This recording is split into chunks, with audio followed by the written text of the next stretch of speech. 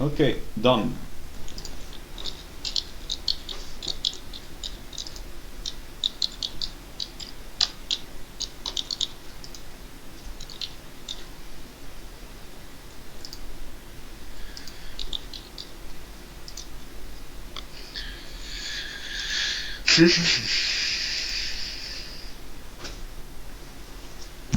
Alright.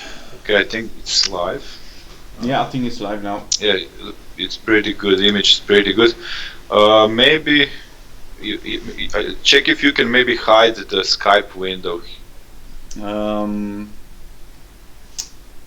Which one? Because right now it's not there. I think it's top right. This one. I'm looking at the streaming Okay, window. now it should be hidden, but there's a delay, so there's a delay of 10 seconds. Okay. But oh, you see, I close it now. Dang. Okay. Cool. Ah, Jesus, I'm super cold in here. Oh really? Ah, Yeah. Same here. Same here. Yeah. Okay. So we just wait for a few people to join, I guess. Yeah. Justin Coulon or something. Coulon. Hey Justin. Justin Coulon. Yeah, I know. Justin bought the tutorial. So he sent me a few previews he did, which looked cool.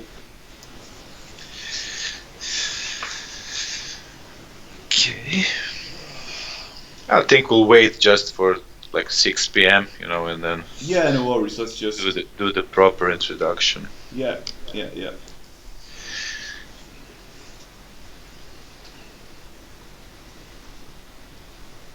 This is a pretty nice delay, at least like 5 seconds, I think. Yeah, even more, I think. But that shouldn't be a big problem, I think, because only the viewers will have the delay, but it will not know they have a delay, so it doesn't really matter. Yeah.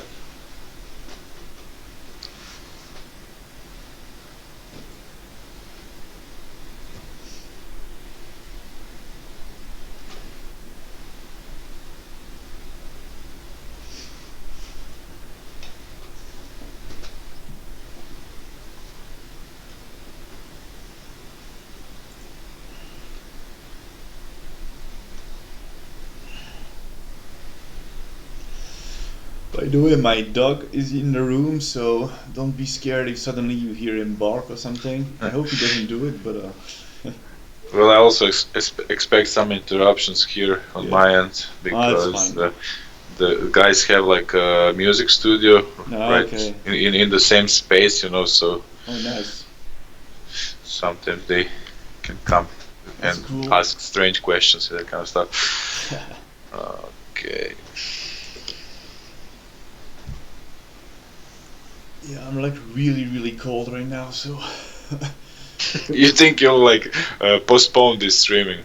No, I'm good, but see you next week. My voice might shake because I'm really cold. I just put the heat on maximum, but it's gonna take a while before it actually heats.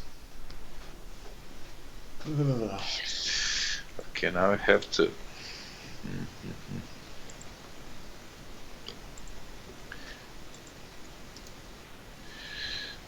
Okay.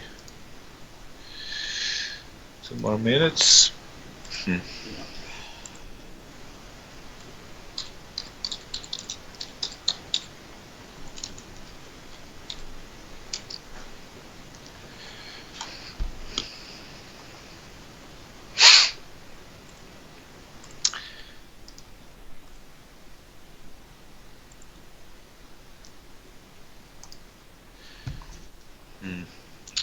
I don't know why this is not appearing in the YouTube profile list of the videos, because like a few moments ago we had like a live stream thumbnail.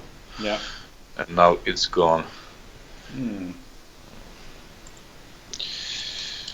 Okay.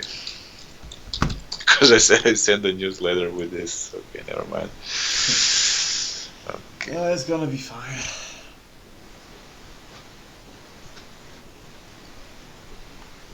Oh my god. Well, I'm cold and exhausted. Hey Kalina, what's up?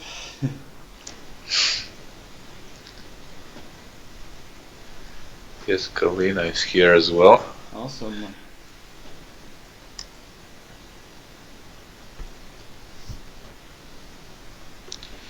I guess we'll keep it very chill. So for those of you who are already here, if you have any questions, feel free to ask. Yeah, I mean, because I haven't really prepared anything special, so it's really up to I don't know, going with the flow, I guess. Yes, because this is the first of the live sessions for the Epic Made Shot course, and we decided to let this one go open for all. Yeah. For those of you who want to know more about this course, you can of course check the IFCC Academy website and see what it covers. Yeah. This first session is free, and it's like you can ask questions. Stephen will dive into some of his or one of his recent works, to explain some techniques that he used. Yeah. So, like, you can ask questions now or later.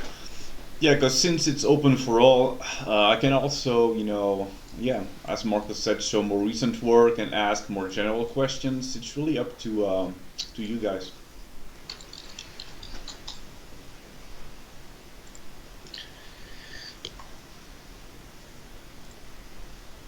Yeah, it's great to hear from you too, Kalina.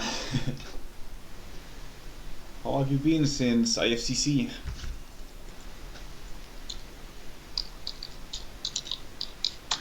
Yeah, Kalina really did a long trip from Japan. Yeah. If I remember it correctly. Absolutely. Yeah, and by the way, guys, there's quite a big delay. So I think, there might be some kind of strange delay between the time I can actually read the question and between the moment you actually hear me answering it. But we'll be fine.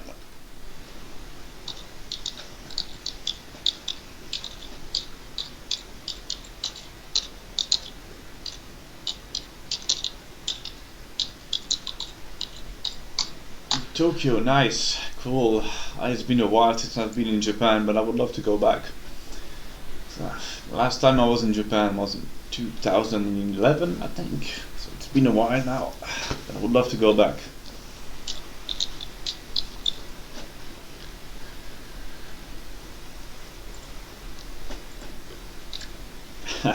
Yeah, I can imagine.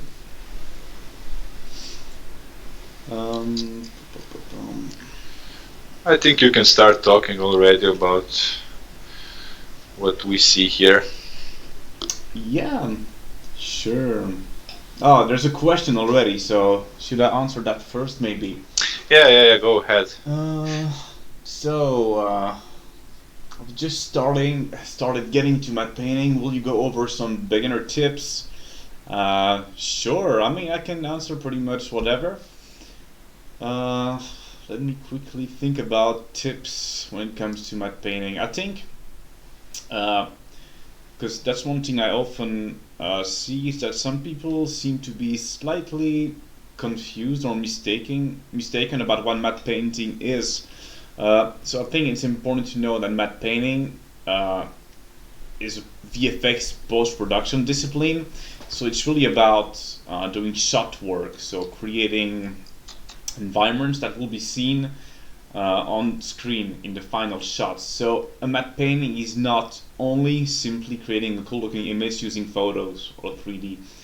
So if you want to be a matte painter, that means that you really need to know a lot about VFX, about films, and know quite a lot of technical stuff that I didn't necessarily explain in my tutorial, because I will need an entirely different tutorial to show that. You will need to know how to do camera projections, quite advanced CG also, and all kinds of technical stuff. You need to know about color spaces. So yeah, as a general tip, I would say dive into that as quickly as possible and be sure you really want to do that, because matte painting is not only about doing pretty pictures. In fact, when you work on films, doing like those pretty landscapes doesn't happen that much. On feature films, it's mostly about doing like invisible set extensions, which quite be fun as well, but that's not really what everybody think matte painting is, I guess. So yeah, that's one tip I would give first. And yeah, definitely learn about CG because now matte painting is going more and more towards full CG environments. There's still good things that are done using more old school techniques of matte painting using photos and painting, but that's more, I would say, in game cinematics, like I do now with Access Animation and television. So yeah. Okay, so there's another question. Yeah, that's a good question, Kalina, because that's something I wanted to explain. So is this matte painting techniques for concept art or actual production matte painting? So the tutorial that I've put together shows matte painting techniques, but more applied, I guess, to a still image. So you could say it's concept art. I wanted to do something that covers a little bit of both. So it's not strictly about matte painting. It's mostly showcasing the techniques that I use to come up with this kind of image. Now, this kind of image can be used as a matte painting. It's just that if it was a matte painting, most of the time you would need to dive into, as I explained, the projection techniques and stuff like that. And it would need to be an actual moving shot. You would need to do some compositing.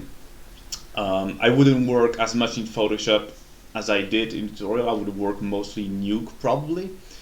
But you know what? For this tutorial, I thought that the audience would be maybe a little bit more interested into simply doing a still image, which was pretty much confirmed by a lot of people who reach out to me about it.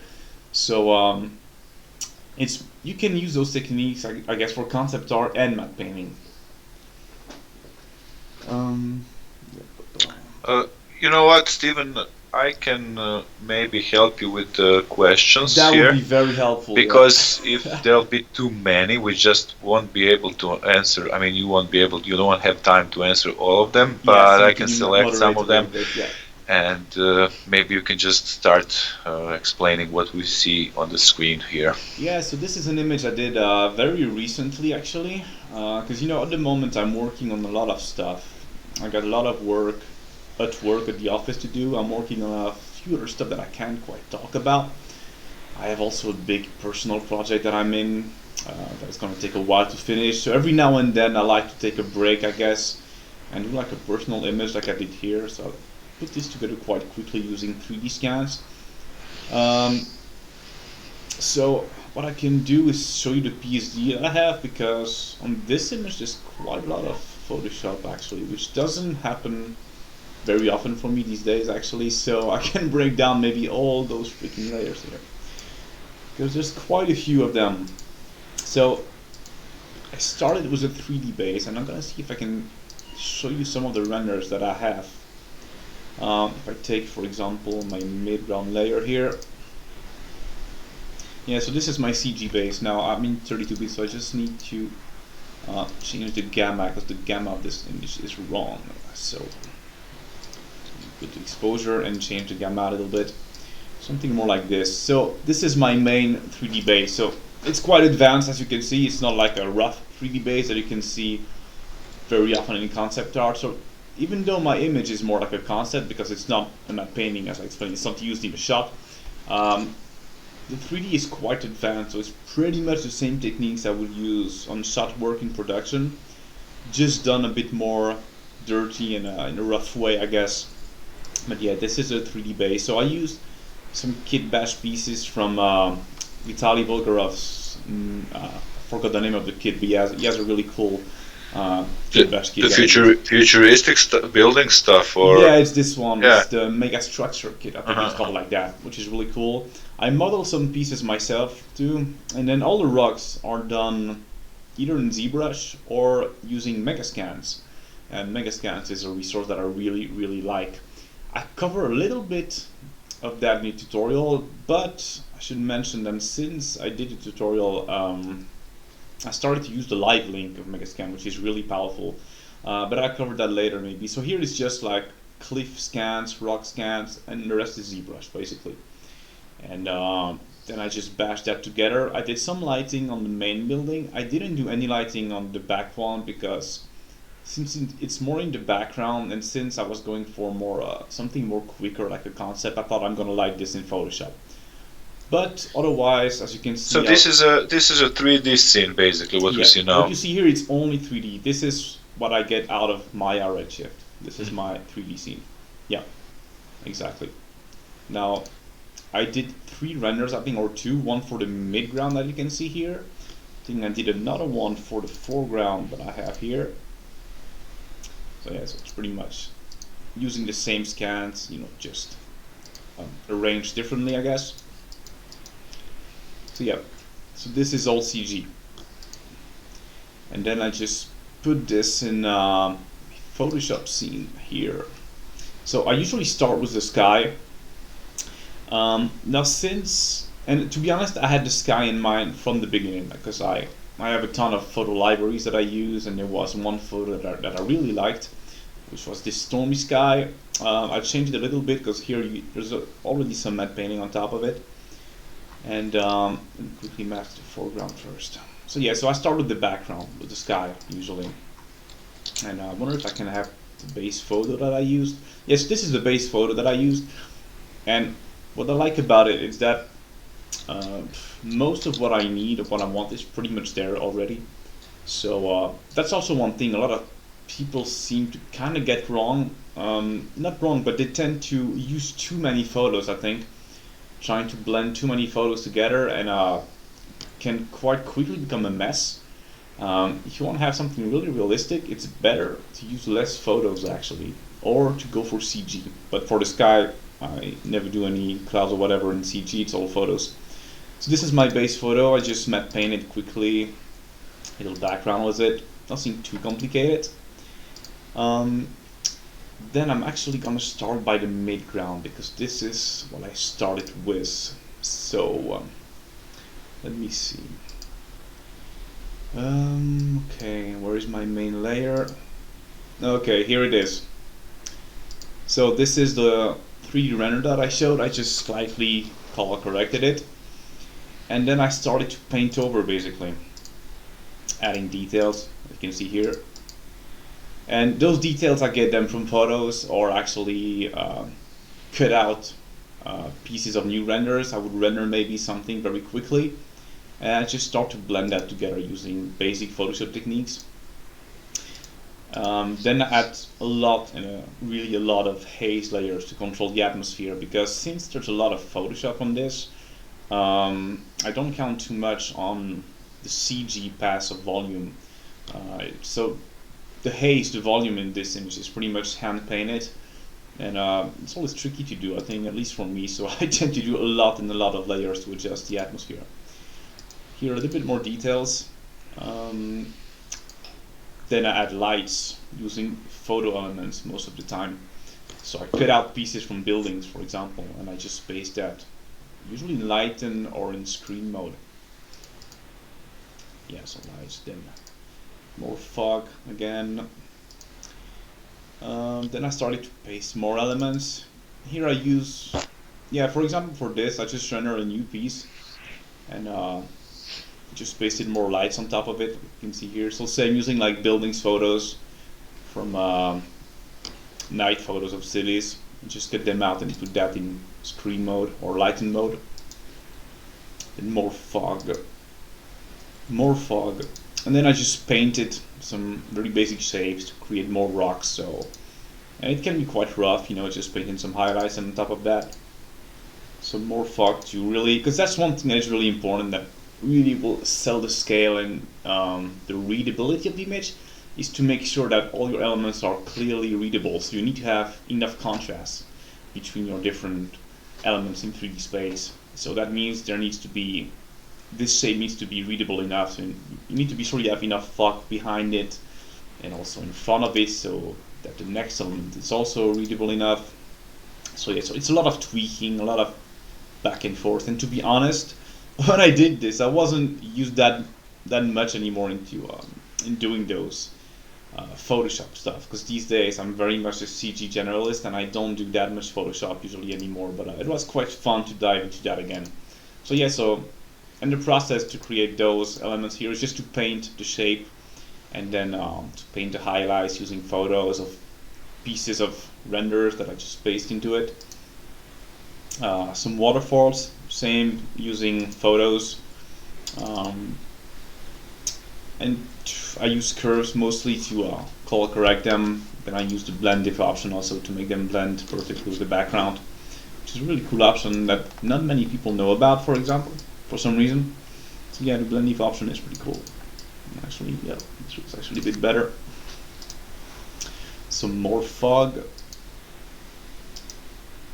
And some more fog. So yeah, so that's it for the midground, for example. Yeah, some more fog that I either hand paint or get from photos. It depends. Lighten adjustment to correct the values, because as you can see here, it was a bit too dark. Here's just one question. Yeah, for you. if you have any questions, please. Asked by DA Creative. When you are creating matte painting for a film, yep. Do you provide the painting uncolor graded with neutral levels, or do you provide the painting with the look in place? It really depends. Actually, very often you will need to work in a certain color space that is decided for the show beforehand. So what I usually do, I mean, it's not always the case. It depends, because you know, in matte painting there are so many different workflows. Sometimes you will just get a plate and you will just need to clean it and send it back. So usually in those cases you won't bother about color grading, because all you need to do is take the image as it is, clean it, and then send it back. Now when you do like a full shot, I tend to do, for example, the axis animation in the moment, most of the time I get to do like either an entire sky or a full shot. And in those cases I need to work in a color space that is decided before. So in those cases, the grade is often decided before. So I will just work in the right color space and provide something that is very close to finish. In other cases, they ask me to do something quite neutral because the main color look hasn't been completely decided yet. So it really depends. It depends, to be honest. I have additional question. Yeah. What's the difference, I mean, regarding preparation of an image like this, if, for example, you need to provide like night scene like this, yeah. and the daylight scene? There's no real difference. It's just a different kind of lighting. In terms of process, it's exactly the same. No, there's no real difference. I mean, when it comes to night scenes, I just try to do a night lighting, basically. I mean, if they need the both. Yeah, both. Okay. That actually has never happened to me, I think. But okay.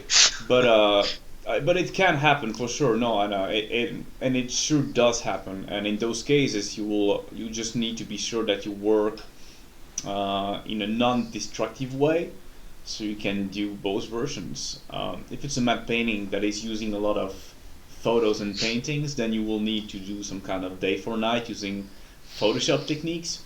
If it is mostly CG scene, then you will just do another lighting for the 3D scene. So there's not like, once again, like a clear workflow. Everybody has its own way of working. So it's really up to you. But yeah, and, the main thing is to work in a non-destructive way, I guess. So you have enough control to tweak all your elements and change the lighting. Yeah. Thank you. Cheers. Yeah, so this is it for the midground. Then I decided to do a cool looking background, I think. Yeah, and to be honest, for the background, it's mostly, I think it's completely hand painted. So I just hand painted the silhouette and then took chunks of this render that I sort of pasted into it. I took some photo elements here, you know, to just create additional shapes, but it's quite straightforward, to be honest. For everything that is really far in the background, I tend to use more 2D techniques because you need less details most of the time. So, but I can still break it down a little bit if I have all the layers, because this is not, to be honest, like the initial PSD, because it was becoming way too heavy. I had to merge quite a lot of layers. Let me quickly break this down if I can. So yeah, some photo elements pasted very much in the background. Some more little photo pieces. Then our main element, some lighting, some fog, some clouds, some more fog, and that's basically it. So I try to keep everything as simple as possible. Then, as you can see here, I have a layer that is in lighten mode, and I use, as I explained before, a lot of them to really make sure that the values are correct and that the image is readable enough. And to be sure that the image is readable enough, I use a lot the navigator window, which is here. So you can see your image really small, or you can just also zoom out like this, but I tend to always have this window open. Because, you know, it used to be a real struggle before. I would like spend days, weeks on an image, then I would post it on Facebook, and when I was ready to post it, I would see how it would look in a thumbnail. I was like, oh no, it's actually not readable at all. So that really taught me to really look very often in this little window. Because often if the image is not readable here, then it's a problem to me. So yeah, that's why I use a lot of those adjustment layers to make sure to control the atmosphere enough.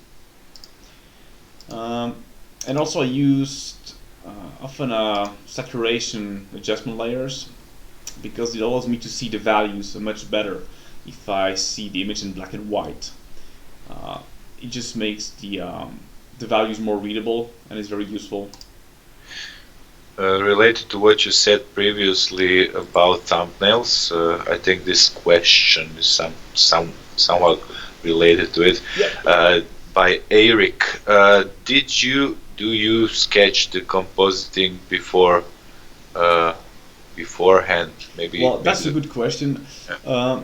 When it comes to matte painting, in my experience, in what I do, in all the jobs I was working on, I was never required to really design an environment. So there was no real sketching involved at that point, because we would work with a concept that already exists, like 100% of the time almost. Maybe it's very rare that I'm asked to design something from scratch and do the matte painting. So when it comes to matte painting,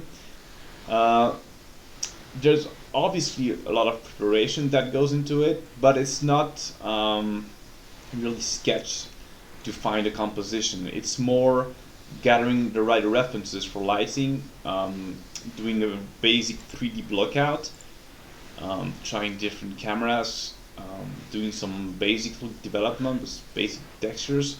So in those cases, it's not really that much about designing something, it's really about the production. So I wouldn't say that there's a lot of sketching involved in my experience. Now, when it comes to concept art, to be honest, these days I'm mostly a CG generalist and a matte painter, so I don't do concept work a lot. And since I really like 3D, I still sketch, but it's more like silhouettes if I really need to design something. Otherwise, I usually like to simply do a basic blockout. And actually, I think I have here. So it would look like this, basically, And what I would do maybe is simply add some information of textures, annotations, and stuff like that. And this would sort of be my concept before I move to the final image, which will be this, basically. So yeah, this is my process. If you can just explain with words, because this is something that bothers a lot of people, that we just show like this 3D scene all shiny without any texture or details, and then like applying those through 2D images and maybe additional renders and so on. Mm-hmm. So how do you approach this? Like what is the first thing that you will solve? Well, as I said, it all depends on what is the goal of the job. If it is for production matte painting, as I said, the goal is to start from the color script, the concept that is most of the time, if not every time, already provided. So in those cases, it's more like a technical sketch sort of approach, where you just make sure that you have all your elements the basic lighting and also that the real world scale is respected most of the time.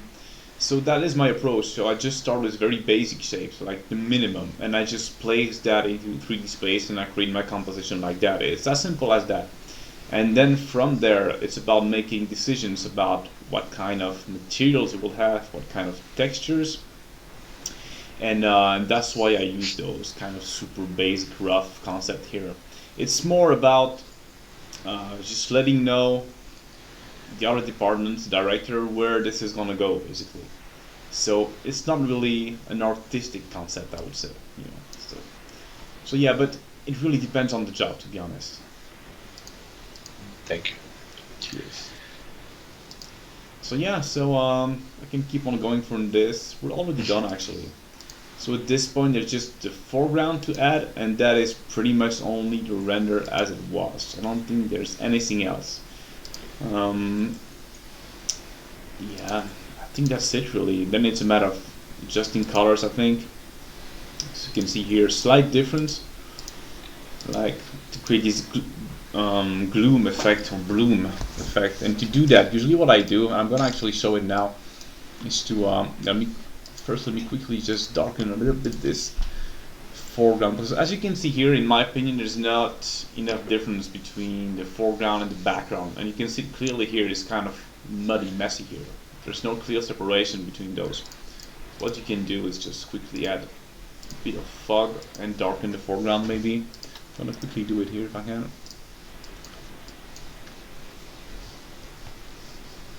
Something like that, and immediately it becomes much more readable. Alright, so from this stage is a matter of like doing those little post-production adjustment that if I was doing a matte painting for production, I would do in Nuke, because you can keep a lot of control on it. But since here is just an image for myself for fun, I would just do the equivalent but in Photoshop. So I'd usually just merge everything, duplicate it, then to create this bloom effect you can put this into lighten mode, and you can blur it. So in Nuke, if I can interrupt you, in Nuke, sure, you would treat those also as separate nodes, as a separate layers? Yeah, I mean, Nuke is completely node based, so it's absolutely not destructive. So you have a node for every single action you want to do. Yeah.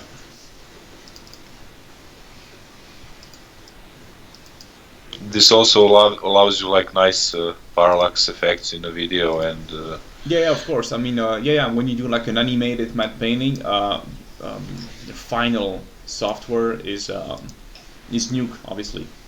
Yeah.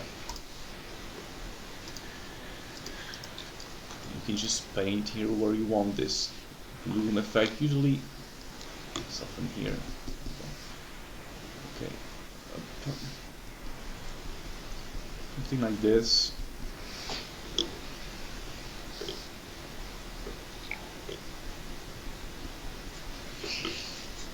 Yeah, and that's basically it. That's pretty cool. Then what else do I have? Yeah, I have some color adjustment, and before I used to use like color balance curves whatsoever, but now what I use is very often simply LUTs. So, and in order to use LUTs in Photoshop, you have now the color lookup adjustment layers. Here it's in French, but in English it's color lookup. And when you open that, you can actually plug in a LUT. And the one I'm using here is the one from Soto, the recent Star Wars movie. And you can download those LUTs online. There's plenty of them available. And I got tons of them. It's really cool. So it's basically, to explain that easily, it's just basically a color grading preset if you want.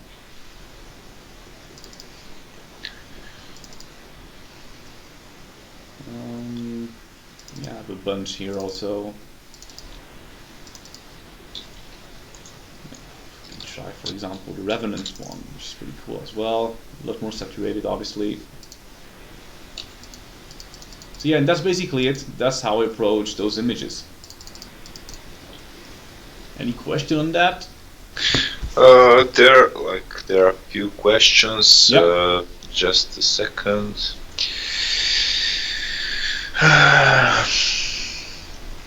Like this is like a pretty basic question, but how much time do you spend on a pieces like this? Question asked by Raja Nandepu.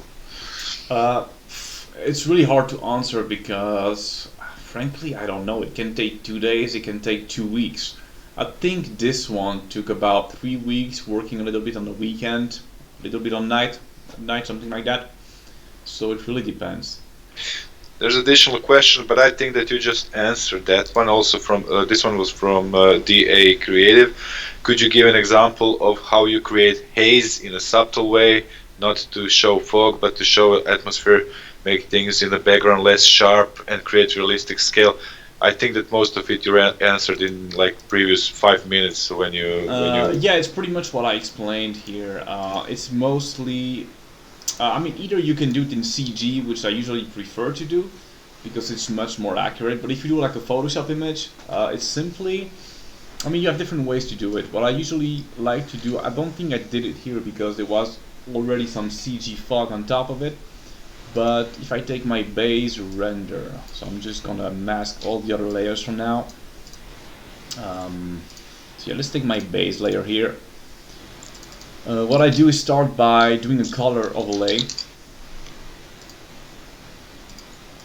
And then it's up to your eye also to decide what color that fog needs to be and how thick it needs to be. So I would do color overlay basically. Now here it doesn't really work because there's already some kind of fog on top of it. But let's say, okay, for the sake of the demonstration, yeah, you put some fog on top of it and you start from there basically. So that's like your base fog. And then it's mostly about simply using a lot of adjustment layers, haze layers that I put in lighten mode. And it's just about painting very subtle way fog basically, you know. Like this basically. That's all it is. So yeah, there's nothing special about that. It's mostly about your eye and having the good references, I would say.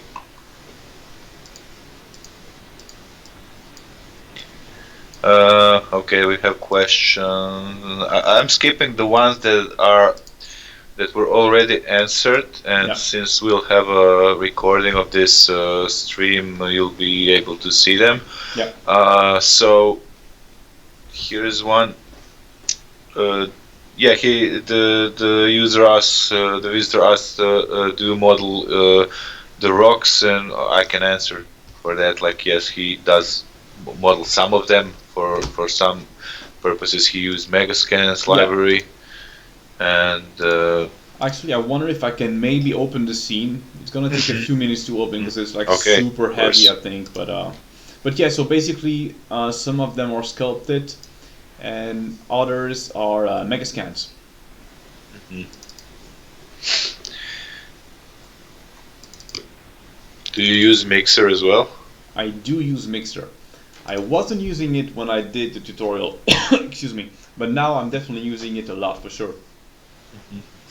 Well, we can go through that maybe in the next few live sessions. Sure.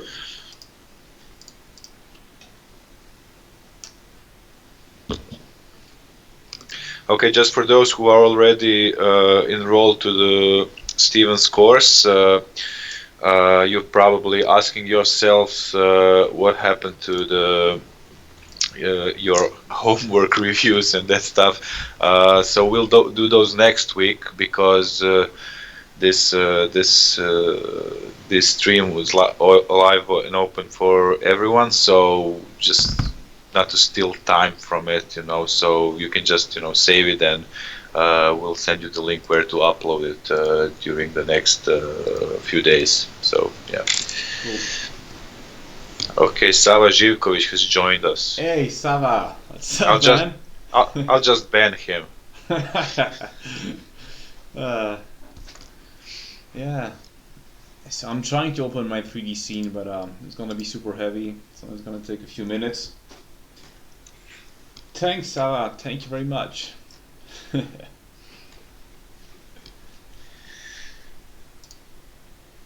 Yeah, guys, if you don't know who Sava is, make sure to Google the name and check his amazing videos as well. Yeah. He and Steven work together in Access Animation. Yeah.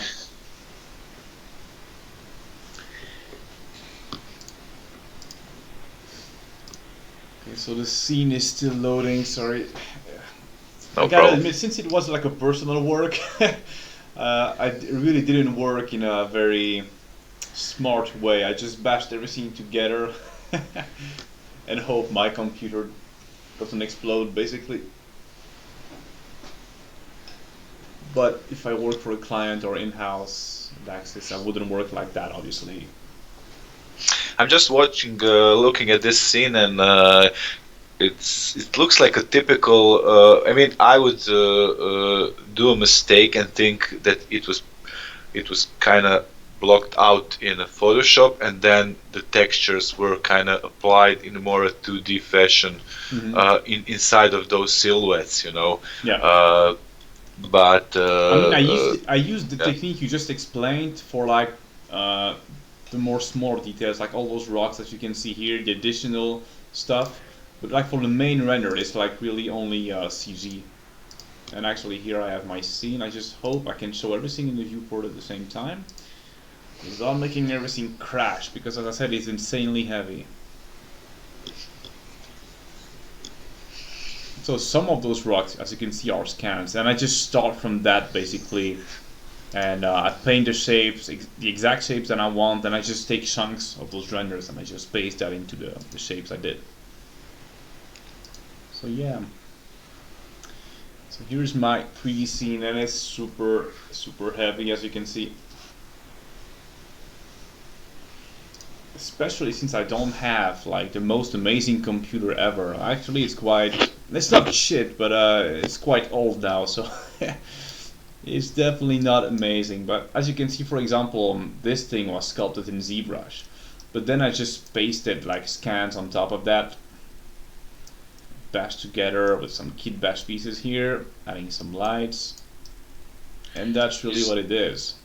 Is there anywhere here we can see the number of polygons in this scene now? Okay, I'm like a super noob, but I don't even know how you do that in Maya. I know it's super basic, but where can I see that? It's probably somewhere in the screen. I'm also not a Maya I'm sure user. somebody in the chat has to know that, actually, because it's like super basic, but I never care about that, so I don't even know. So it's gotta be in display, I guess. Object display, transform display, polygons. Poly count. Where do I see the poly count? Anybody in the chat knows that? In Maya, how do you see the poly count? I don't know. But it's gotta be. It's not insanely heavy, but it's quite heavy. Anyway, yeah. So now we. Yeah. Okay. Sorry for interrupting. No, it's fine. with these kind of questions that have no answer. So. Yeah. Yeah, it's gotta be in the viewport option, maybe. I don't know. I'm quite a noob, to be honest. There's so many basic stuff that I don't even know. So, I know I really don't know, to be honest. Well, whatever. Doesn't matter. Other questions? Yeah, there were a few. Just a second. Okay, this is also already answered, like but maybe the visitor has joined later on. Yeah. How much texturing is done in the 3D stage versus a 2D paint over later in PS? Those renders look incredibly detailed considering they're straight out of Redshift. Yeah, so since I use Megascans, the texture comes with the scan already. And the only thing I did is to add a layer of snow. It's actually not that visible because the image is so dark and saturated, but I added quite a big layer of snow. Actually, I wonder if I can quickly show that. Maybe it's gonna be a lot easier. So I took basically the basic shader that came with it, and I just blended it with a snow shader. So I just hope it's not too heavy. I'm gonna hide a few of those stuff and just keep one asset so it doesn't take long to load. Because also I tend to use like for the foreground pieces the high poly version of those scans, so it's like super heavy, but it also looks a lot better. So I think I can try to launch a render. Just gonna change the settings. So yeah, so I tend to do all my texturing in CG. I'm really not a fan of rendering like a flat render without like a grayscale render than painting textures on top of that. That's more like a quick concept art thing. It's a more 2D approach, and I'm not really into that, to be honest. What I do in Photoshop is to improve those textures by photo bashing some elements on top of it and correcting what doesn't work. So I don't do like an insane amount of texturing work. It's mostly procedural shaders that I do. Okay, let's try to render this and hope it doesn't crash. Cool.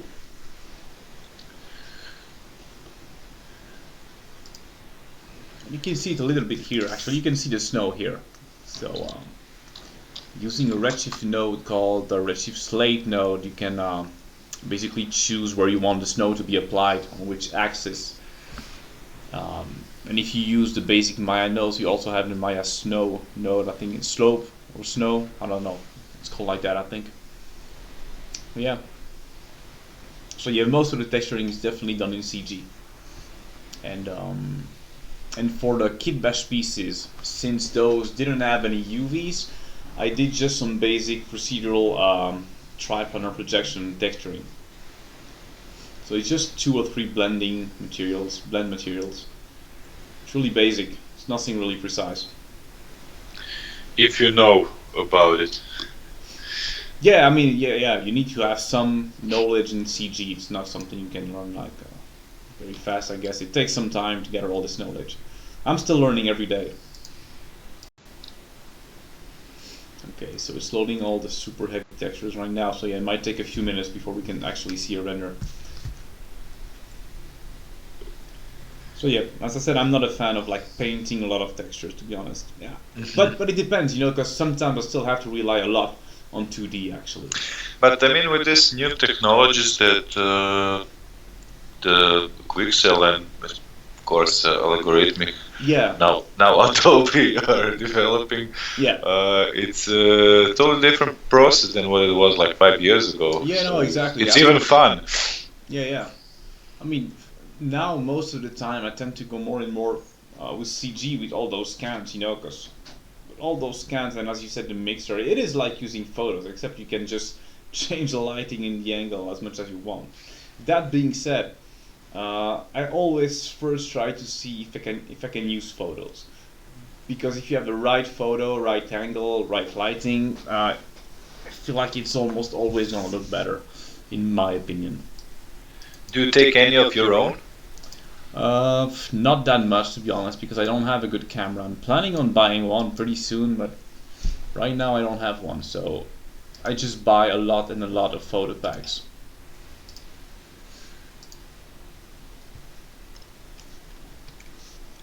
Yeah.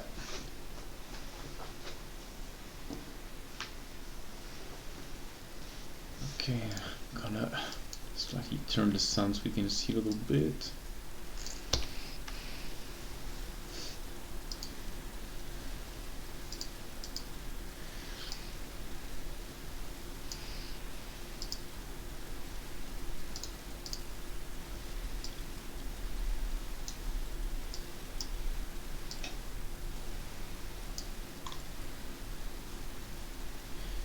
Go.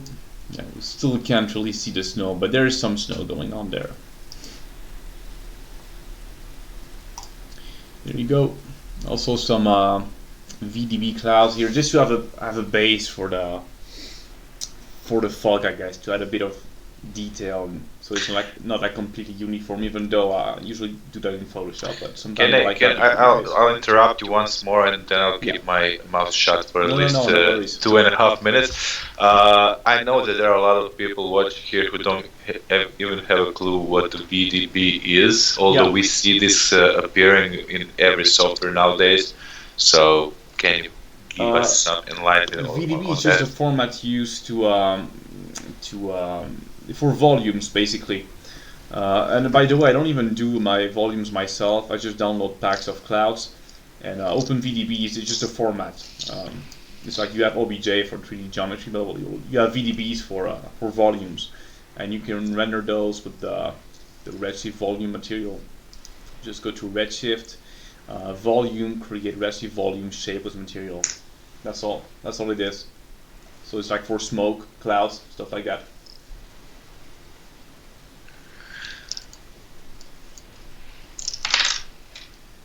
So yeah, keep those questions coming. Oh, somebody actually said select display, heads-up display, poly count. That's good to know. Wait a minute, select display, heads-up display, poly count. Okay, now everything is hidden for now, so I don't even know if that makes a difference, to be honest. So yeah, when it comes to the faces, it looks like we have around 5 million, I think. Is that right? Yeah. So yeah, I don't think it's like the heaviest thing ever, but for my system and from Maya, it's quite heavy, I guess. All right. Any other questions?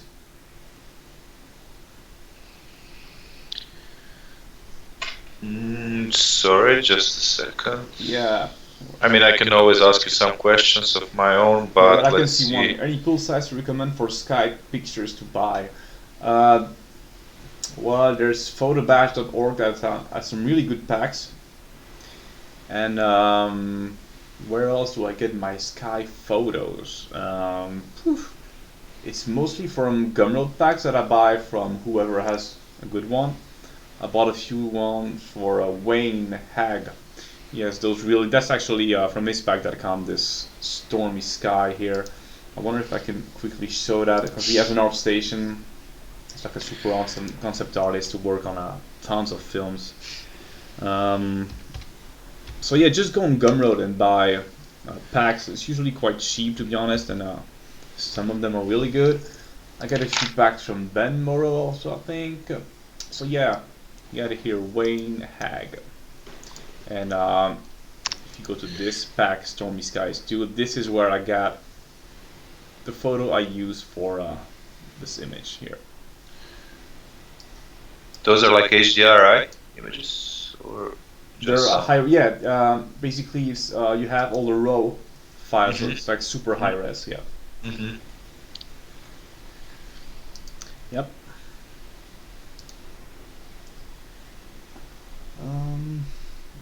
And my self-taught, yes, I am. I am. I mean, I went to art school for 1 year when I was very young, when I was 18. So that was like, oh my god, that was so long ago. That was like in 2002, I think. I went to art school for a year, but then I completely stopped doing art for a very long time until 2014, and that's when I properly started to work on my skills with the clear goal to work in the entertainment industry. And how many hours you had to practice? Well, to keep it simple, I simply worked as hard as I could and as often as I could. I was doing nothing else, to be honest. So yeah, I started in 2014, and since then I've been working like crazy. Yeah, just as simple as that, I think. At first, I was definitely working around 16 hours per day, to be honest. Obviously, I wasn't able to keep that going more than a few months, but at first, that's how much hours I was putting in every day. Yeah.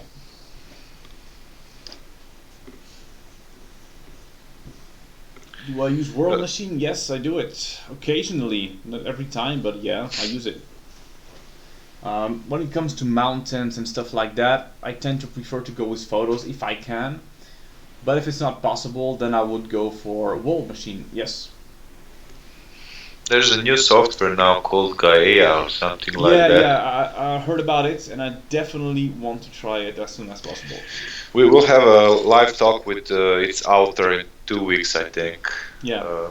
So he'll be demonstrating some of the features. Awesome, that's cool. So you can join us then as well. Absolutely. I have additional question of my own. Do you ever do like a proper surface texturing in a 3D software, like unwrapping stuff and then applying textures like tileable and so on, or is it is it more close to this? These days, I never do UVs anymore. I used to do some kind of UVs when I needed a little bit of more precise texturing, but now if I need something more precise, like decals, I can show you a quick example actually.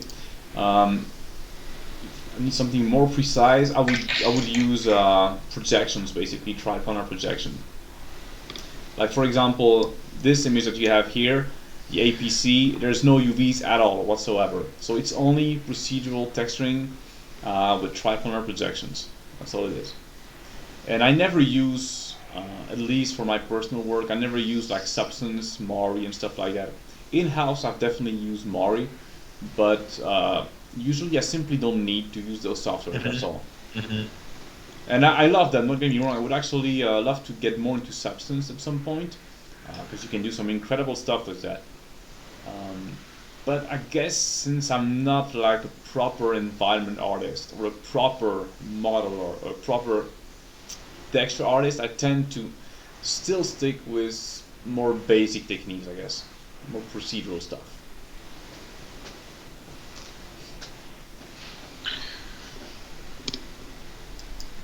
Yeah, for texturing, that's basically it really. It's only blend materials, so like procedural stuff and projections.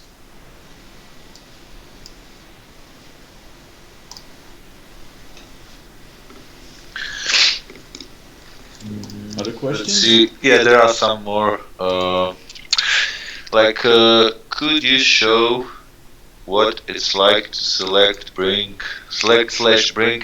in a Megascan terrain element? Do they have a browser? Yes, they do have a browser. Yeah, I have it here actually. You can use the Quixel Bridge. And here you have access to all their library. And if I go to some of the ones that I already downloaded, those are, for example, the scans I use in the scene that I just showed. I'm going to use something lighter so it doesn't take forever to load.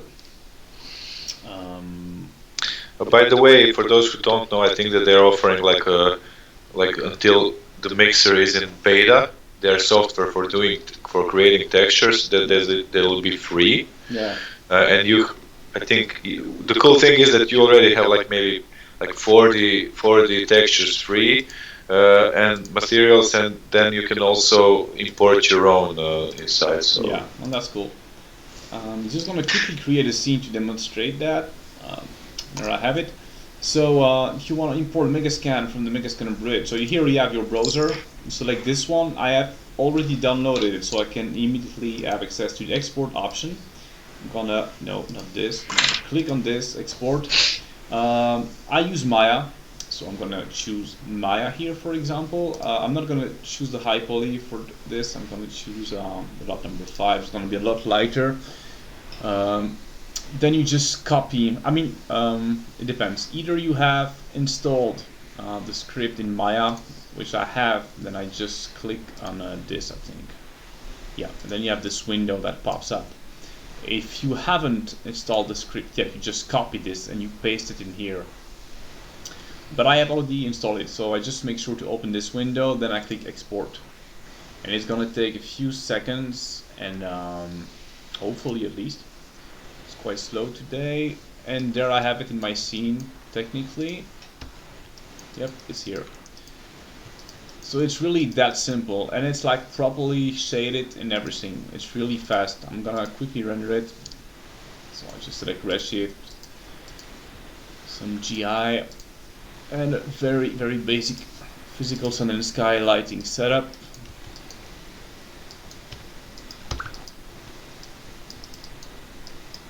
Go. Redshift render. No, actually open the render view. Redshift render view. Or it was the Redshift render. Yeah, it was. Okay, let's launch an IPR. Should be pretty quick. This is a light asset, even though okay, here it is. And yeah, so it's that simple. Yeah. So that's why I love Megascan. I mean, it's almost too easy, you know. I feel a bit guilty because it's like there's no work required at all. I mean, it's 2 clicks and you have your asset or your shader ready in your 3D scene. So yeah, love Megascan.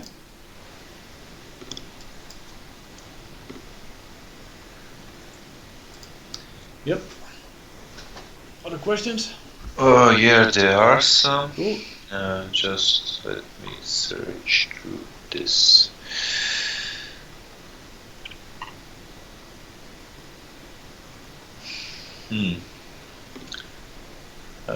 There is no water in this scene, but there's a question. Can you talk about how you manage water?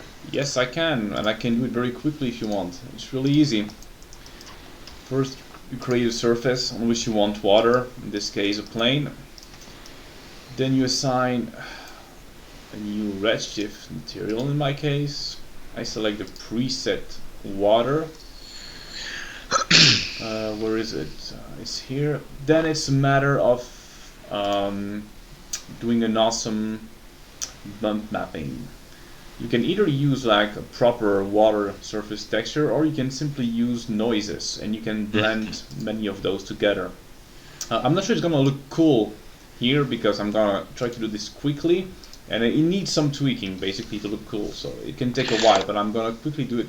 So I'm gonna create a redshift bump blender because you wanna have at least two different kinds of waves, because if you look at water, it's never completely uniform because the wind creates different basically types of waves, height of waves.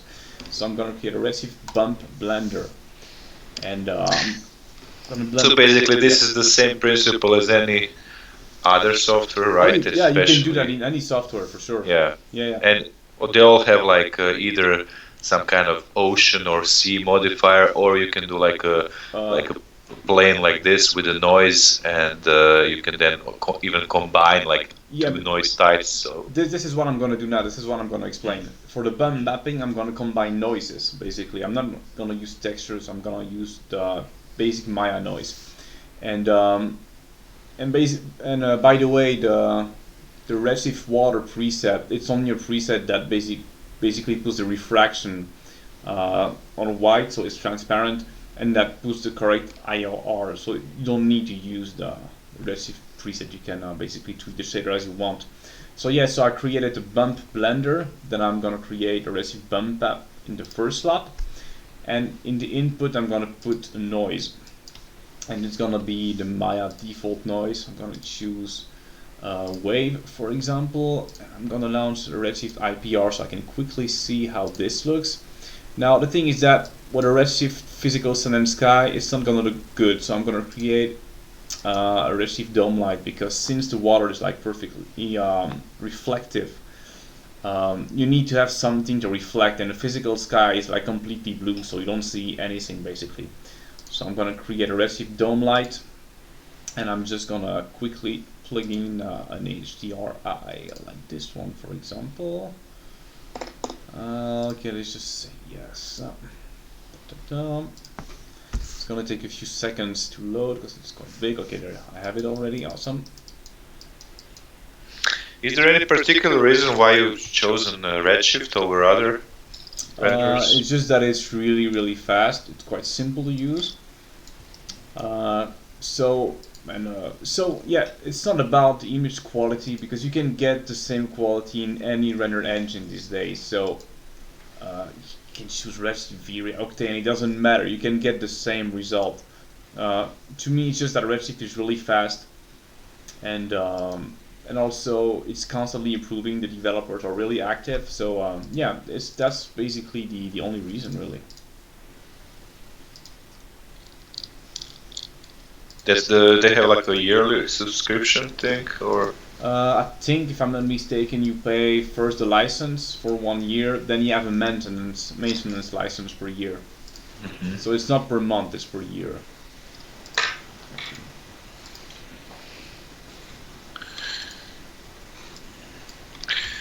So additional questions: did you start learning directly on 3D programs, or you start learning 2D techniques prior to this? I think I first started using 2D, but not for a very long time, because I knew quite precisely what I wanted to do, and it was quickly obvious that I will need a lot of 3D skills, basically.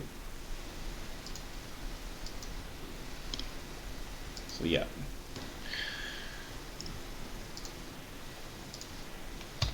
So yeah, quite quickly moved towards 3D. But I would say now that it's been 1 or 2 years that I'm really focusing more. Actually, it's been 1 year that I sort of decided that I'm gonna really get deeper into 3D knowledge, basically. Would you go for the same career like 40 years ago? You know, like when they were painting everything. I mean, they're still doing it sometimes, but when we watch all those paintings done for the Star Wars and other films. Yeah. No, I mean, to me, yeah, that's one interesting thing about me, I guess. I truly don't really care about what technique I use, because I love films and I love awesome landscapes, and I really don't care how I get there, you know what I mean? To me, it really doesn't matter. So I'm perfectly happy to use a lot of 3D.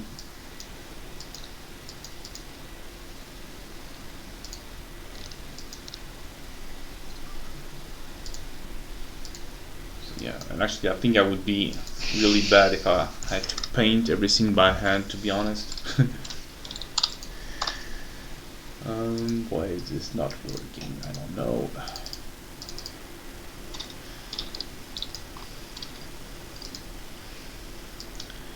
Okay, for some reason my second bump map doesn't work.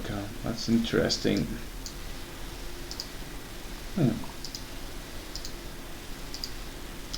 Anyway, so that's how I create water. As I said, I would need more time to tweak it perfectly, but what you do basically is that you blend a bunch of noises as a bump map, and that's how you can get the water. I'm going to quickly show the result I had for this image, for example. That's how I did this water. Here there's some overpaint on top of it, but that's how I did it. Maybe I can actually show the base render I had. Might be useful.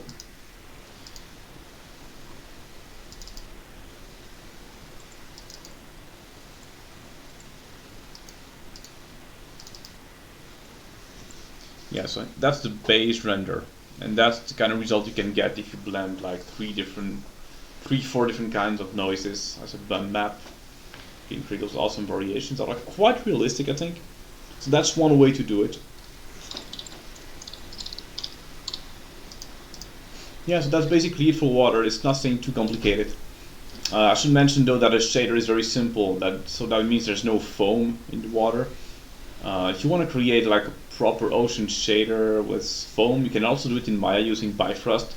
And I've done it recently. It works really well actually, and it's super simple to use. So yeah, so that's basically it for water. You have watched, of course, the film Space Odyssey. 2001, yeah, of course, yeah. So it was funny. Like few months ago, we had really young CG artists here in our studio, like visiting us. Yeah. So we talked about movies and all this, you know. So me and Krešimir from the studio, RoboBear, we mentioned like how Space Odyssey is like one of the films like that's changed everything, you know, for the CG. I was like pretty amazed because this young fellow, he's like really talented CG artist, and he's also like a matte painter, and he never seen the film, you know. He doesn't know about it, you know. And I was like, Jesus, like, I mean, this is not like anything. It's not so horrible, but it's amazing how times are changing, you know. That's like someone like at the age of maybe 20 or 22 haven't watched the film, you know. And yeah, I know, but they're from another generation, and also the thing about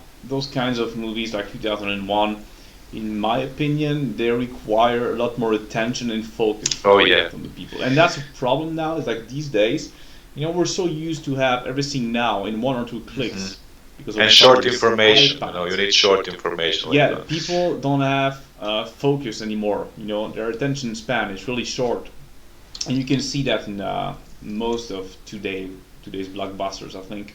Yeah. So if you want to watch 2001, well, you need to actually invest a little bit of you in it. You know. Yeah, it's slow-paced movie. It's not so easy to watch. It's really like slow story, and yeah, it's very slow-paced. It's not for everyone, but it's really worth it, I think. Yeah. Okay, if anyone here hasn't watched the movie, I'll just share the trailer here. So just a second. I know you probably all have, but just in case, I think this one will work. Okay. So this is a CG water, right? Sorry? This scene. I don't see anything. Where can I see that?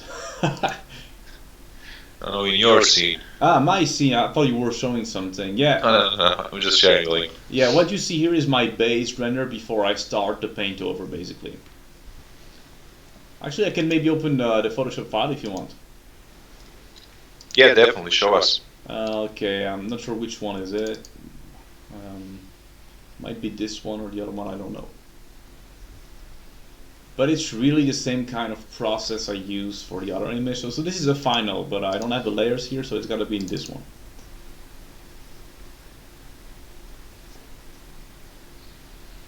So yeah, it's the same kind of process. I would say like 70% CG, then 20-30% 2D painting. It depends. Sometimes more, sometimes less. Okay, so hopefully I have the layers, because for personal work I tend to like either delete everything or collapse everything. Like, I don't care. So it's always a problem when people want to see how I did it. But I guess here I have all the layers, so that's cool. So it's the same process. So first I usually import my 3D render. So that's the 3D render. Then I try to find a cool looking sky. And I should mention though that it's just because now I have the experience. I know how the sky is going to look like. But what you don't want to do is do some CG lighting, then find the sky to match. That actually doesn't match. It's really important that the lighting makes sense with the sky. And in this case, I knew that I was going to be able to find a photo that matches the lighting I had done in CG, basically. But it's really important, I think, to have a reference for the lighting in the sky, because I see that very often. Like, the lighting in the CG goes in one direction. Then when you look at the sky, the clouds are lit in a different way. That happens very, very, very often, and that immediately, to me, gives away that it's fake. This is an easy mistake to make, because you don't see the skies. I mean, your brain probably doesn't see the skies like they do the other object, where shadows and lights are so obvious, where it comes from. So skies can trick you, because, and it's also reverse picture, so. Yeah. So that's one thing that is really important. And actually, to be completely honest, for this painting, at some point, because first I was going for something like this, fully overcast. So no clear direction light. But then while I was doing it, I decided to go for something slightly more unrealistic, slightly more stylized, like the sun breaking in the clouds. And not necessarily in a super realistic way. So what I did is do a second render, where you can see that I have some sun coming here. And I simply basically put it on top, I think, of the one I had initially. I don't know if I have, yeah, okay. You can see it here actually. So this is the one I had initially, so no sun at all. Then while I was doing it, I decided, okay, I actually want to have some like epic sunlight coming through the clouds, even if it's not super realistic, I don't care. So I just did a second render, and I just masked the other one so I could direct the light exactly where I wanted it. So I did a second render with the sun in the render. So you're saying that the trees in the background are actually CG? Yeah, absolutely. They're like 3D assets? Yeah, absolutely, yeah. What you see here, this is my CG base. This is completely 3D, everything you see here. On the left as well, like this? Everything. Okay. Everything you see here is completely CG. Okay. And that's where I start from before going into Photoshop. So the fog here is CG using VDB, as I said. The tree here is Megascan. That's why it looks so realistic. Some of the rocks here are also 3D scan. The horse is like a DAS model. And the reflection we see on the water is also from the some HDRI sky. Yeah. I use an HDR sky. It's just that I don't render it. So I just deactivate the background. Then I have an alpha to mask this out, basically. So yeah, I use an HDRI. I forgot which exactly it was, but when you have an overcast sky, you can basically take any overcast sky and maybe slightly change the color, but it really doesn't matter when it comes to really lighting and shadows, because overcast doesn't produce any hard shadows. So what I did is simply take this overcast HDRI and simply add physical sun where I want it. So I have those highlights here. So yeah, so as I said, I then try to find a cool background with the sky, and I try to make it match to my CG, and also I needed then to have this cloud break that I wanted. So to do this, I simply use one more photo, then I blend it on top of, just mask the parts that I didn't want, and try to make it merge using some painting, I guess, if I remember correctly. Then use some other adjustment layers. Here it's darken, then you have another one, it's color, then I have another one which is in probably lighten mode to adjust the values, I'm guessing. Another one that is the screen mode, and yeah, and that's basically it. So that's the first step usually. I take my CG base and I try to make a cool looking background. First stage. Then the next step is gonna be to overpaint the render. So as I said, this is my first render that I did. Then on top of that, I pasted my second render with the sun, and I try to pay attention, as I said, to have like the lighting coming from the right direction. And then I just start to paint over. Here I painted some highlights, and this is just 2D painting, I think. There's nothing special about it. Yeah. So if we talk about time spent for this process, like what took the most of the time? Like, is it the initial 3D scene, like in what we see so far? Yeah, I think the 3D definitely took the most of the time. Yeah, for sure. Because as I said, I tend to go quite far in my 3D. I'm not the kind of guy who's gonna do like a super rough 3D, then move to Photoshop and paint over for hours. For me, it's quite the opposite. Now it depends. Once again, this image is one where I would say I spent a decent amount of time overpainting, but sometimes I almost don't overpaint at all. It really depends. So I definitely spend more time in 3D for sure. And I mean, there's already a lot of trees, obviously, here in this scene. So how do you manage this? Like, I mean, memory-wise, like, are there some kind of instances of the same tree, or you have like 5 models, and then? So what I have is 5 or 6 trees coming from the speed tree library, and then out of those trees I create a redshift proxy for each and one of them. First I shade them properly for redshift, which is really time consuming, by the way, but once I've done it I'm really happy. So I create proxies, then I scatter those proxies using mesh inside of Maya. So yeah, all those trees are instances of proxies, which keeps the viewport very light, because otherwise it would be insanely heavy. Because one thing that is, yeah, and as I said, so I have 5 or 6 different trees, I think, because it's quite important when you do a forest to have a lot of different trees. That's also one mistake I see a lot, is that people will take one tree, then scatter it. But almost no forest looks like that. You mostly have one kind of tree that is dominant, but then you very often have 3, 4, and actually a lot more different other types of trees. So yeah, that's how I do it. So speed tree, then you shade the speed tree asset for redshift, you create a proxy, then you scatter the proxies using mesh inside of Maya. Okay, thanks. Yeah, so then I keep overpainting, just painting some highlights on the water. A little bit of fog to adjust the values. Some more of that fog. Then I added a second horse. Nothing special. What is proxy, Steven? There's a question. What is proxy? Okay, a proxy is how would I explain this? It's basically allows you to have your asset only showing up at the render. You know what I mean? So that basically means you can have like 300 times your tree in your scene, but if you use a proxy, you will only have one time maybe the geometry in your scene, and they will show up only at the rendering. You know what I mean? It's like a copy of your original model, but that would only show up at rendering. It's like a blank placeholder of a tree, which doesn't show the exact copy during the work in progress, but only after you hit the render button. So yeah, it's basically a copy of your asset that only shows up at rendering, and then you have just a placeholder in your scene. And the placeholder can be a bounding box, or a low-res version of the mesh, or it can be the full high-res version of the mesh. Also, it depends. So yeah, and that's so and then you, of course, you can do some kind of randomness to those proxies, like random rotation and scale and that kind of stuff. Scale, yeah. And when you have like 5 different trees and you random everything, then you can really create something quite realistic.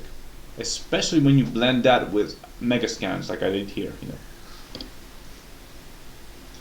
Yep. So the water details, that's just using photo elements that I paste on top of it, a little bit of painting to merge everything. Because this looked a bit too CG, obviously, and this is where you can really, I think, see the difference between a matte painter and a purely environment artist.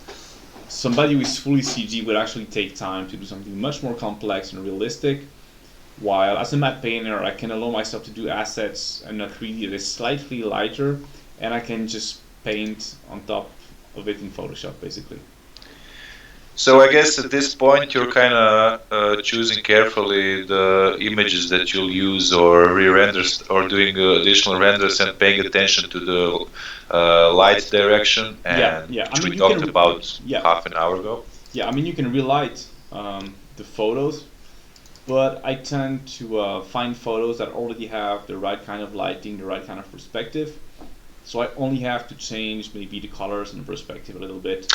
When you say relight the photo, are you talking about like doing an overpaint, or there's some kind of hack?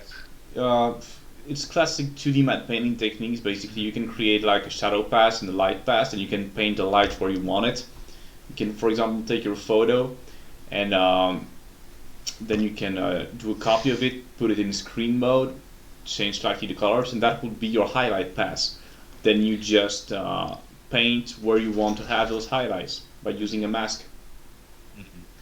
So have you ever tried those tricks with, I don't know if you know about, like for example, you can render some object, some passes with, render out the normal view, normal map view, and then like change it inside the Photoshop to like change the direction of light. And yeah, absolutely. I mean, and when we work in production in matte painting and in CG environments, we would render tons of 3D passes, deep compositing passes, also that really allow you to completely relight your scene in CG.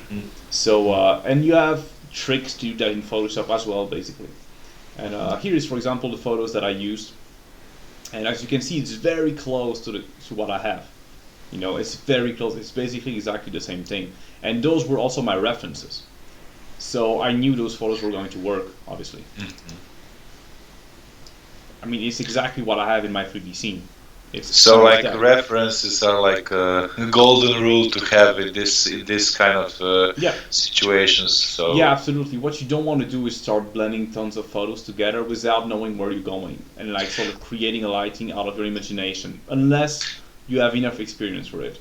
I think that everyone here has watched the breakdown videos of like Game of Thrones and that kind of stuff, where they actually go to where they combine the real location and then additionally add some elements on top of it, or just create a new scene based on the location. So it's, and you know what, so in those cases you have a plate that has been shot and then you just need to match it.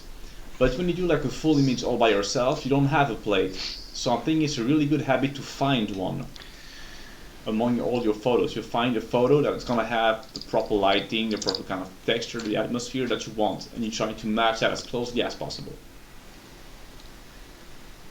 And that's what I do for most of my images. Even though now that I have the experience, I know that very often I can start an image and without looking at the reference, I know at some point I will be able to find the photos that I need, or I just know where I'm going more and more now. I still tend to use a lot of references, obviously, but at first it's very important to have very solid reference, I think, yeah, for sure. Yep. And so I just keep on going, you know, adding more details, slight color adjustment, always more fog to make the lighting very soft, basically. The lighting needs to be soft, meaning that the transitions between different grounds need to be very subtle, so they're realistic. More highlights, more fog here. This is where I guess where it gets a bit more stylized and not realistic anymore, but that's fine. It's sort of what I was looking for. Same for the God rays, you know. This is definitely quite over the top, you know, but I thought it was quite cool. I didn't mind it, so I went for it. And this is just hand painted, basically. There's not one way to do it. Most of the time I don't know how I'm gonna do it. It's just gonna be normal mode or light on screen. I don't know exactly. You just do it until it looks good. Then I added another photo element on top of it to simulate kind of rain falling on the trees. I thought it was kind of a nice addition that helped make the focal point more clear, I guess. Quite a big difference here. Yun Lee asks, where do you get your fogs? You did answer some of it, I think, or not? The fog. Well, either it's done in CG, either it's hand painted. Like the fog, the haze, most of the time is hand painted. So this would be like some kind of like cloud brush or something of yeah, sort? Or just a round brush, you know, simply. And yeah, to have more details, you can use cloud brushes, no matter what kind of brush you use. Or you can also take a photo and try to extract a cloud from it. Maybe I can try to do it here if I have a photo that works for that. It's very easy. I can show you. It's gonna take like 2 minutes. If I have a photo that has a cloud that I can actually extract, you just need to be sure that you have a lot of contrast between the cloud you want to extract and the background.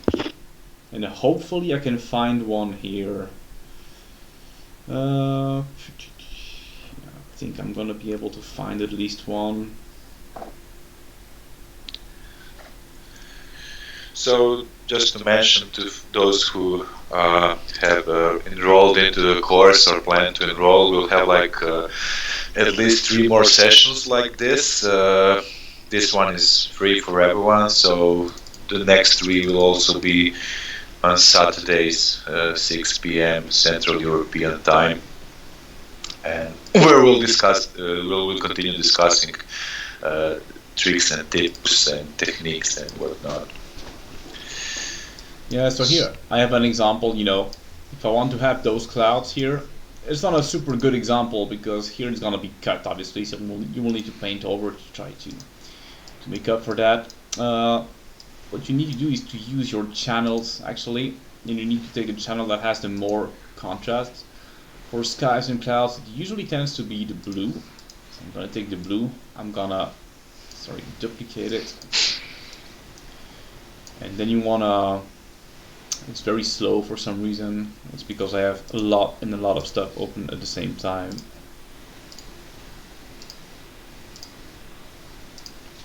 Okay, and you're gonna increase basically the contrast of your channel using curves, for example, like this, till the selection is quite visible. Then you can improve it a little bit. This, for example.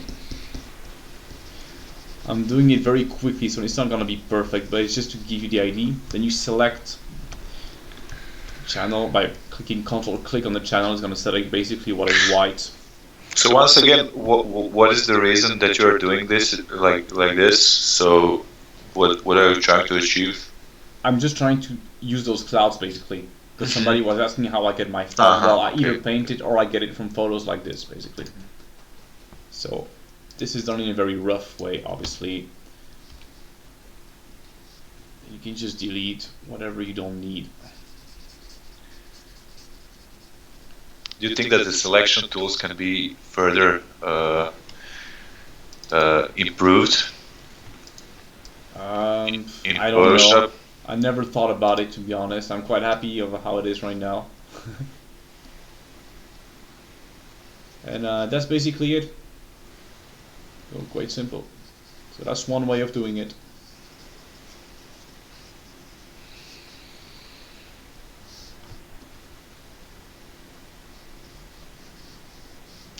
There you go. It's not perfect, obviously, but that's how I do it. And that's basically it for this image, I think. Yeah, I added some rain also here on top of the thing. All looks cool.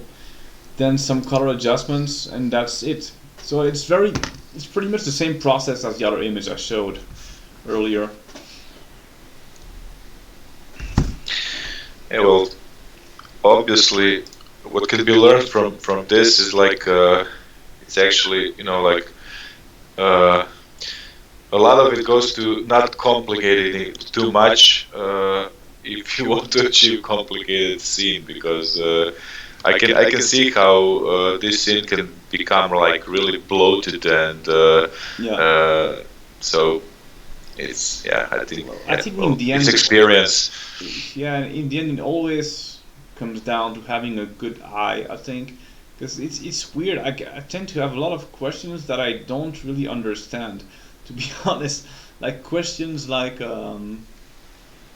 how do you achieve realistic lighting inside Redshift? I don't understand that question, because you only have 4 types of lights in Redshift, so you just use one of those lights and you try to make something that looks good by using your eye. There's no technique for that. Well, I mean, from my own experience, I think that people just that's the same thing that I do. Just like focused. Many times you're not focused only. You're actually focused on only one part of the process, and then you tend to overcomplicate it, and then actually you never actually see the whole picture, like what you're aiming at. So in this example, you have shown those references, and right away you already know what you are creating. You have a guidance for yourself. Then also, if you compare this to the original 3D scene that you started with, it's not so different, No, it's not so different. It just improved. Yeah. So, yeah, but I mean, I understand such questions, because I'm also one of the guys. I don't ask them that often, but I ask myself, how was this achieved? Because like the end shot looks like like a piece of magic, So it's not so easy to do breakdown of something like that. But what I mean is that in the end, it's really not about technique or what render engine you use. Because I mean, I also get quite a lot of questions about Redshift. Redshift is just another render engine. I love it. It's very fast, but you can do the same stuff inside V-Ray, inside whatever. It really doesn't matter. It's not Redshift that gives the look of the image. It's just how you use it, because any render engine can get you the same quality for sure. Yeah, and that I mean, like just watching your process that you have shown here, it's obvious that it doesn't matter if you put these stones in the front plan, if you put them in Photoshop as images, or you render them out as a 3D object in that scene, because like obviously you're just like mixing techniques to get something that's realistic enough. Yeah. So yeah, that's experience. Yeah. Yeah, and having a good reference, as I said, always very important, I think. So yeah. Okay, we have like half an hour more, so maybe we could jump into some other scene, or... I don't have that much scenes. You haven't done many scenes in your life. It's just that I haven't really prepared anything else, to be honest. Okay. I mean, I have the scene I did for the tutorial, but this one is going to be trickier to break down, because there really is not a lot of Photoshop on this one, for example. It's really 99% 3D. And also, I don't have the trees in this scene because it was way too heavy. I was never going to be able to show. What was the story behind this scene? I don't know, man. It's been is it something like Star Wars related, or like... I don't know. It's a good question, actually. Let me try to remember, because I did it a while ago, so I don't remember exactly. You can lie. I think the story I had in my mind was nothing precise, but it's kind of related to one of my personal projects. I would simply try to imagine a place on Earth basically, but that would be like thousands and thousands of years from now. So in the future, but that would not look really futuristic. It would have some kind of architecture that doesn't relate to what we can see today, basically. You know what I mean? So I just tried to do something a bit weird, a bit like Star Wars, maybe. I don't know. Yeah, I just wanted to create a cool looking environment where you would want to be in. That's what I like to do most of the time. So yeah, so there's no real story behind it, to be honest. Yeah, to me it kind of it reminded me of Star Wars. Yeah, no, it's definitely influenced by Star Wars for sure. Yeah, yeah, absolutely. Yeah. I'm always fascinated by the visuals, the Star Wars visuals. That they're still, I mean, considering when this visual style was set, like long time ago, and it's still, like still acceptable, Yeah, no, in terms of design, world building, it's really one of the coolest universes that's been created for the screen. I think I love it. Can you tell us, mention some of your favorite sci-fi titles and why? I mean, from the professional point of view, like, what did you like the most? Well, I love Star Wars, obviously. I think it has probably to do with because let's say you have Star Wars, Blade Runner, Aliens, Terminator. All those films for the 70s, 80s. I just love them to death. Same for Jurassic Park, and it's probably because those films shaped me, I guess, because I saw them when I was really young. So that's really what ignited, my passion for films and visual effects. So I guess that's why I love them, and they're just really good films, Visually they're amazing. They really make you want to go there, I think, and the themes are really strong and universal, I think, and it's just really amazingly well made. So yeah. Can't really think of more precise reasons, to be honest. It's just that I was obsessed with all those films. So yeah, so definitely Star Wars and Blade Runner, Aliens. I can't get enough of that film. And there are many others. Yeah, as I said, Jurassic Park, The Abyss. I love The Abyss. Really amazing sci-fi film. So as you can see, it's mostly stuff from the 70s and 80s, a bit of the 90s as well. But I like some more recent films as well. I love Christopher Nolan films. Interstellar is pretty cool. 2001, obviously, I love it, for sure. Yeah, we were just I mentioned this like half an hour ago about this movie, and then we watched the trailer, and because this is like really, I think it's 50 years now. That, it is. Yeah. So it's like, I mean, the thing is that so many things designed for that movie, like some like space station stuff, and then some architecture on the planet, and so on. It's really like you see these days people designing the same things. I mean, a lot of people are not even aware what inspired them, because they've probably seen this same thing in other movies and the video games and so on. Yeah, I know exactly. Yeah. But they have done so many designs that just got repeated, over and over, used over and over in many other films and video games and so. I think it's a fantastic piece of art. Absolutely. Yeah, no, absolutely. Yeah. Really was revolutionary, I think, and it's still really very relevant today, I think, in terms of design. Yeah. So tell me about the colleagues you're working with. Of course, Sava was here. Don't know if he's still here, but are there some contemporary artists that inspire you? I mean, a lot of them probably, but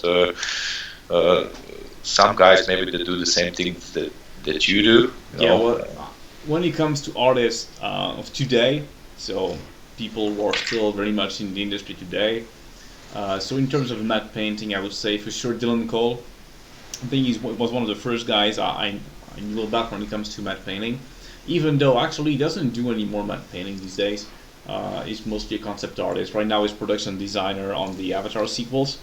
And I had the amazing chance to meet him last summer at THU. So that was really a highlight of this year, I think. So yeah, Dylan Cole is a big influence. because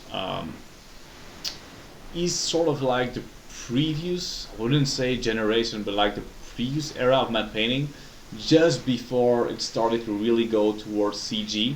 So Dylan Cole's techniques are more 2D based, with some 3D, but it's more about using photos and painting and even models. And I really loved it, those techniques. Even though I don't really do that much these days, I was really fascinated of how he was using Photoshop and photos to create those things. Because before I got into matte painting, I was using Photoshop a little bit to create like album covers and stuff like that.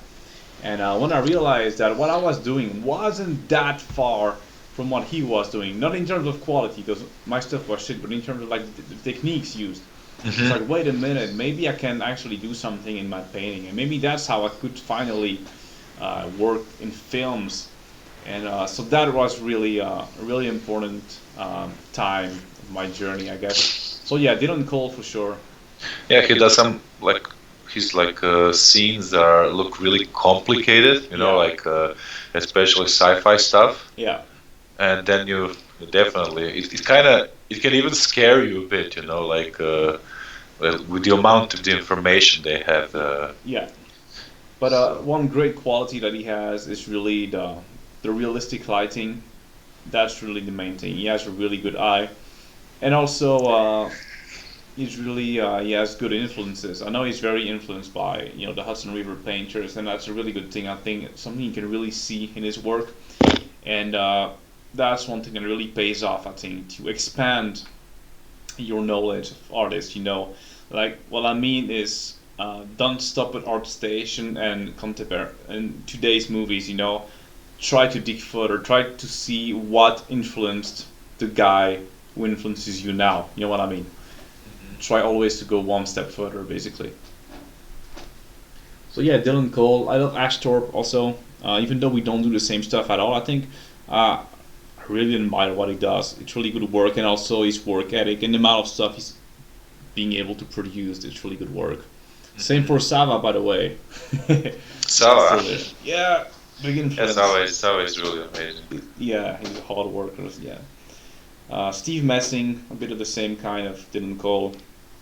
Yeah, really awesome artist. Duck Shang from ILM. He's a bit older now, but he worked on the Star Wars prequels. He's an amazing designer. So I think right now he's at ILM San Francisco. Yeah, and many others like that, really. Thank you. Cheers. So, are there any additional questions from you guys that we can ask Steven? I'll just go and check if I missed any. Yeah.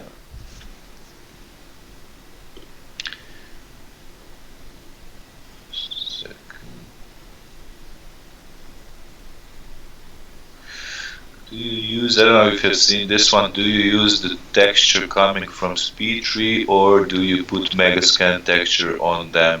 No, when it comes to SpeedTree, I use the textures coming from SpeedTree.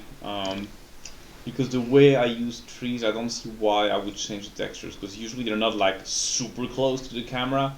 And even when they are, the textures from SpeedTree are good enough, I think, for me. So I usually don't change the textures now. So the leaves are also textures on those models. They're they have like. Yeah, and if you go to the SpeedTree store, you can actually see how the trees look, and it's just a matter of shading them properly for redshift. I think that's just the trickiest thing, probably. That just requires a little bit of knowledge, but there are good tutorials online where you can see exactly how it's done. Oh, so do they also offer like grass and like bushes and that kind of things? Like they do have plants for sure. Now grass, I'm not quite sure. There's some grass, but I'm not quite sure. I don't know actually. Let me quickly see. Yeah, here you have the SpeedTree library. So all those assets are really fucking cool, I think.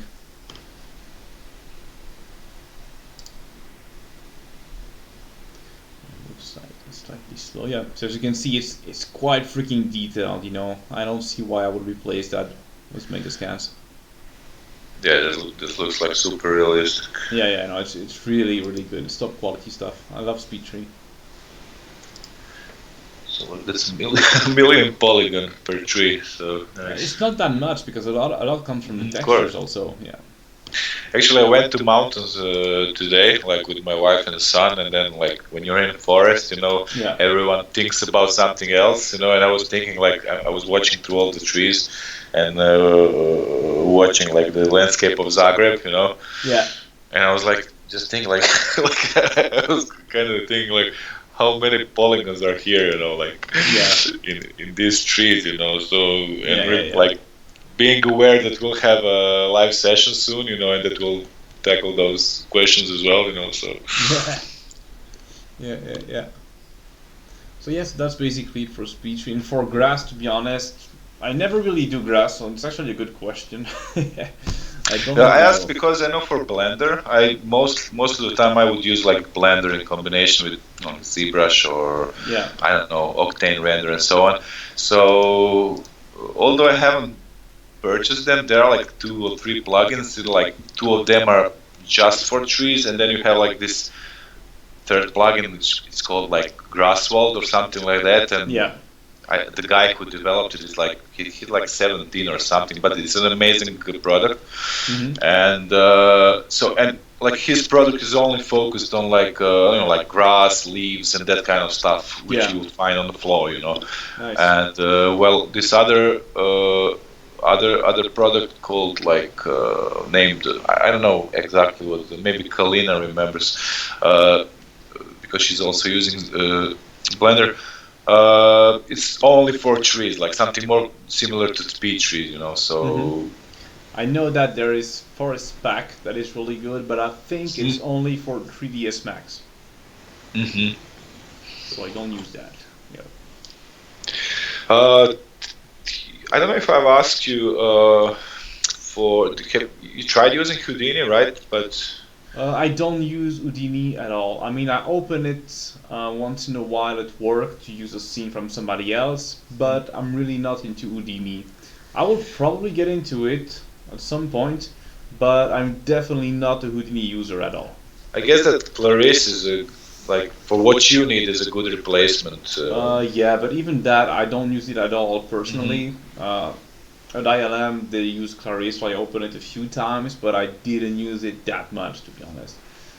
It's a really good software for like huge scenes and to work with a team, but I don't really use it a lot.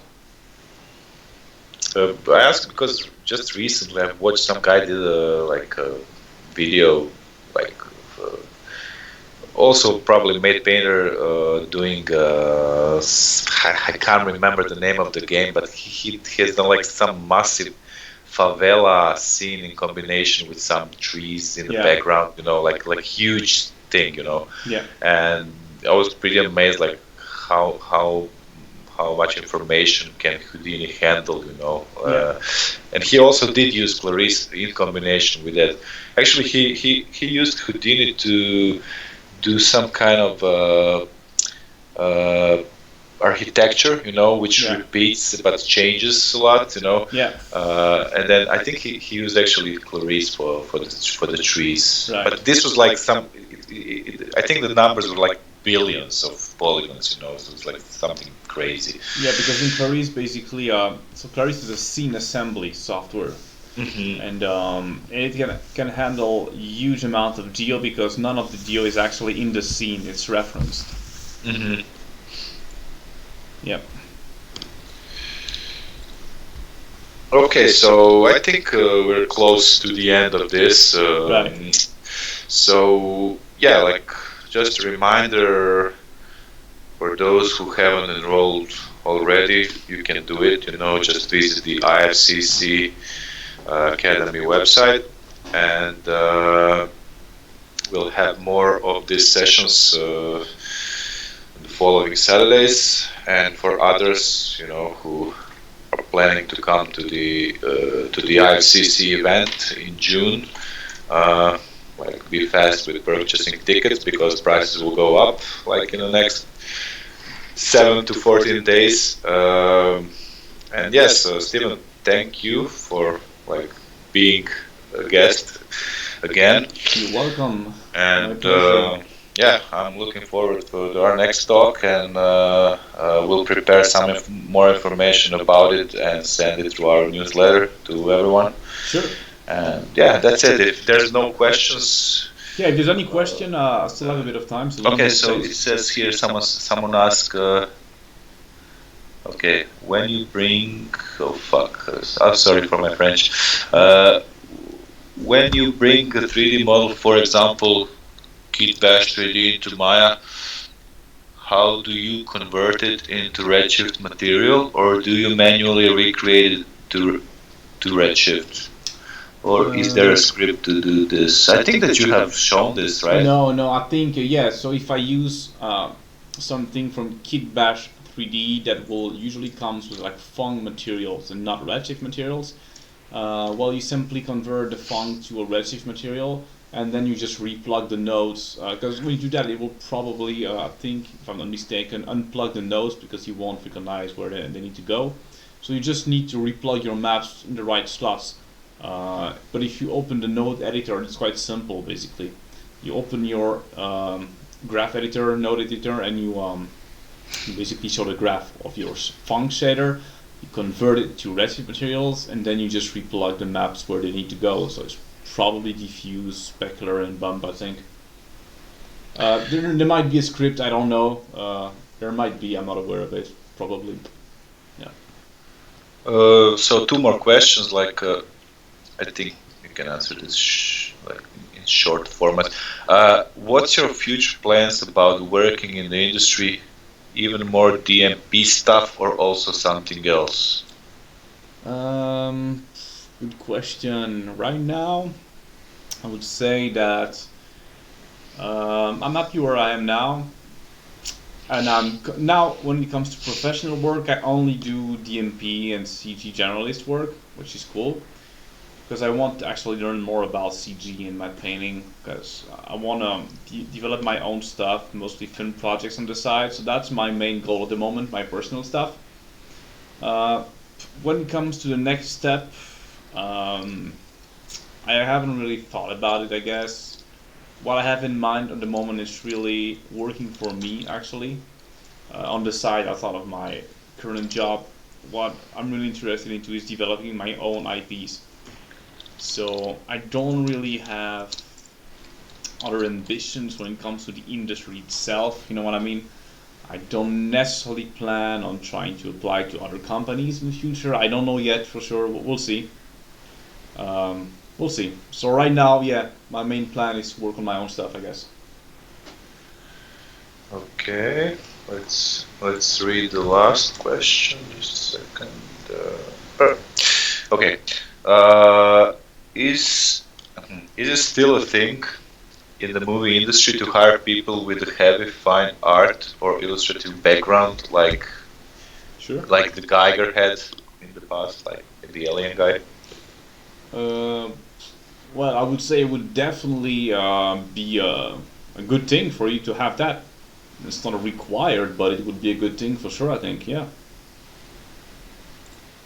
I mean, I think that this like classical kind of knowledge of art, if I said it correctly, does help a lot, because I mean, people who went to like academies, you know, and places like that, art academies, you of course you learn all these things that Steven was talking about with the composition and this and that, and you learn about colors and the light. And of course, this helps a lot. I mean, but I mean, the most important is just that you can showcase that you can do the job that is asked of you, and yeah, it doesn't matter where you come from. Then there are many jobs like art job in for games and films, where actually all that matters is like what you have to show and what you can do. You know, like just like showing the diploma from some art school won't like give you the job, you know, but it might help to like to pump up your knowledge, you know, of what you're selling, you know. So yeah. Yeah. Okay. So this is it. Yeah, we'll see each other next Saturday, and Sure. we'll have more talks like this with other artists, Yeah. or maybe even like combining like a few of them, like Steven and Sava at the same time, and like Yeah. maybe we could go through some of the Axis animation product. I mean, like a video or whatever, Yeah. and we can do a breakdown of that. So yeah, we'll see. Cool. Cool, man. Thanks everyone for joining. Okay, one more question, and this is the last one. Sorry. Okay. Uh, well, I'll just answer to Yun Lee. No, the next session is only for Dragon tier. There are also some node based blah blah blah. Okay. Yeah. Okay. This is related to my question about the tree plugin for Blender. Gabriel Buitrago. After having a skill set like yours, is there any other process, technique, media, or thing that you kind of look up to, like that new thing to learn or improve? Really curious about it. Of course, I mean, Never stop learning. I never stop learning. I try to improve at the moment my knowledge of CG. So right now I'm more into the technical stuff, I guess, because I want to be able to do not to do basically full film CG films. So what I'm doing a lot right now is learning about storytelling, writing, and also how to create more complex 3D scenes. About a little bit about CG animation as well, stuff like that. So yeah, I tend to dive more into CG, photography, and writing. That's my focus at the moment. Yeah. Well, I think I'll just add to this. This is also something that we've gone through like a year ago, I think, when we did that interview Yeah. that we just recently posted. But I think it's always the same. Like, work hard every day, and Yeah. don't waste too much time on social media. And Sure. because I remember you like 4 years ago Yeah. when we met for the first time, and now, and it's back then you were already like super amazing, but Yeah. now it's like totally different story. You're much better in what you do, like and this is all the result of the like really hard work, Yeah, it's just a matter of being consistent and motivated, having a goal, I guess, and loving what you do mostly. Actually, recently I've seen like a very interesting comment. Like someone said, because we posted on our IFCC Facebook group. Yeah. I posted just a simple question yesterday, like, uh, what are you doing for clients, Mm-hmm. and are you satisfied with the work that you do for clients and the money you get, and we got surprisingly big amount of like answers to this post, and so I was expecting something, and that's the fact that many many artists aren't actually satisfied with with the money they get Mm-hmm. and the work they do. But one guy said something like very interesting, like uh, focus on stuff that you like doing, and fill your portfolio with that kind of stuff, Yeah, and work hard absolutely. on it, and eventually you'll be paid well enough for the stuff that you love doing. Yeah, totally. Yeah. So, okay, guys, thanks a lot, Steven. Thank you for Cheers. one more session, and yeah, we'll talk soon. Yeah, Cheers. love you guys. Thanks to everybody. All right, guys. Have a good night. Bye bye. Cheers. Cheers.